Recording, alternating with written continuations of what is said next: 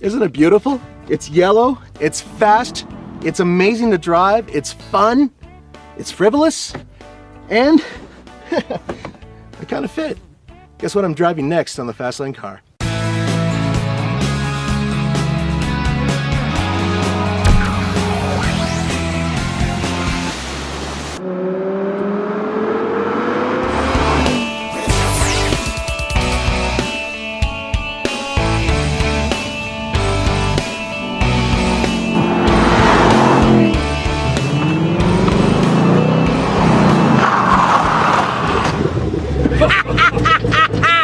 Ladies and gentlemen, I am in the fastest, baddest ass Camaro ever made in history. This, my friends, is the ZL1. Nathan's been driving this car the entire week, so I'm gonna let him do the review. But I was lucky enough to drive it on the racetrack, and I have to be honest, I was terrified to drive this car because it's got so much power, so much weight, and there's one word that best describes it in my mind. And that's surprising. The word is pussycat. It is, it's a pussycat. GM has so much technology built into it that it is surprisingly easy to drive fast. Can you see the daylight? Can you see through here? That's because this is actually a functional hood scoop. It's made out of carbon fiber, it's an option, and not only does it cool the engine down, but it takes air up and over through the hood and over the roof of the car for aerodynamics. Cool.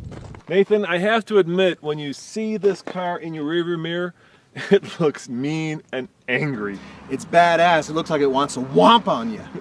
It looks like it's ready to kick your ass, and when you drive it, it pretty much can. Yes, it can.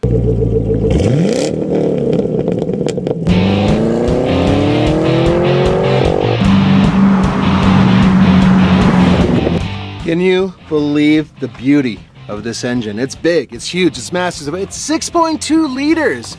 580 horsepower. That, my friends, is the pulley that goes right to the supercharger. Yes, it's supercharged. 556 pound-feet of torque, and it's hooked up to a 6-speed manual transmission. You can't do any better than that when it comes to American muscle. You know, people give us a lot of, shall we say, doo-doo, and they poo-poo our stories because we're always trying to get ourselves in the back seat. Because let's face it, these cars are meant for front seat driving and enjoyment. But there are people who actually want to put their kids in the back or their friends.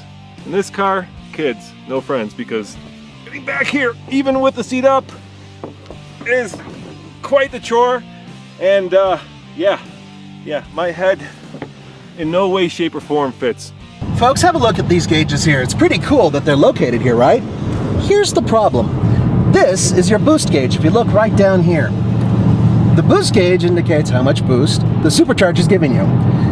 It would be really nice if that boost gauge was right in front of you, wouldn't it? So that way you didn't have to look down to see it.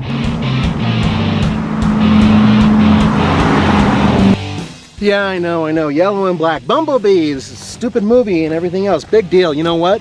At least these black components are functional. This, yeah, it really works. But if you have a driveway, good luck getting up it. These Eagle F1s from Goodyear, they're basically slicks, which is good, unless you're on dirt. And then the rest of the aerodynamic package is very carefully and actually fairly subtle in terms of how they've integrated it into the vehicle. But along with this optional, very cool spoiler that you can actually use because this thing can go fast enough to, create downforce on the tushy. But come here, here's my favorite part. Look at these big bastards. Oh, they're loud. Ugh, functional, real. It's not some ridiculous flat-angled something or other. These are real exhaust and they make a really good noise.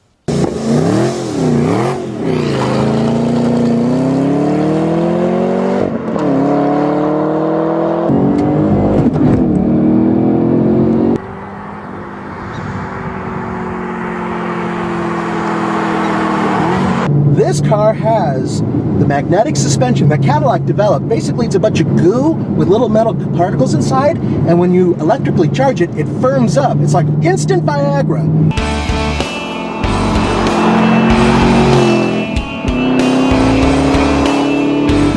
I don't want to sound overly judgmental on either side of it, because I love this car. I truly do, but there are a few problems, and most of them are inside the interior here. Mainly a lot of cheap plastics, and the fact that General Motors is still using a digital readout that comes from 1983. It's green on black, and it's ridiculous. It looks like it belongs on an old Casio watch. Fortunately, these seats are more comfortable for me than Corvette seats. Not kidding.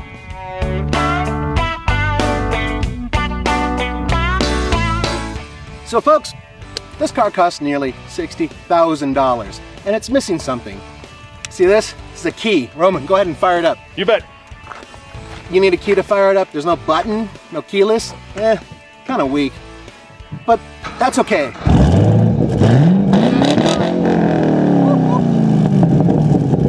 Pretty neat, huh? So that's great, and that's fine, and it's fantastic. Unfortunately, you'll have to pay $1,300 for a gas guzzler tax. I think I know the answer, Nathan, but I'm going to ask anyway. On the TFL scale of buy it, lease it, rent it, or forget it, what do you give it? Sell your children on eBay and buy this car. That's pretty much what I thought. As always, this is Roman. And Nathan. See you next time on the Fast Lane Car.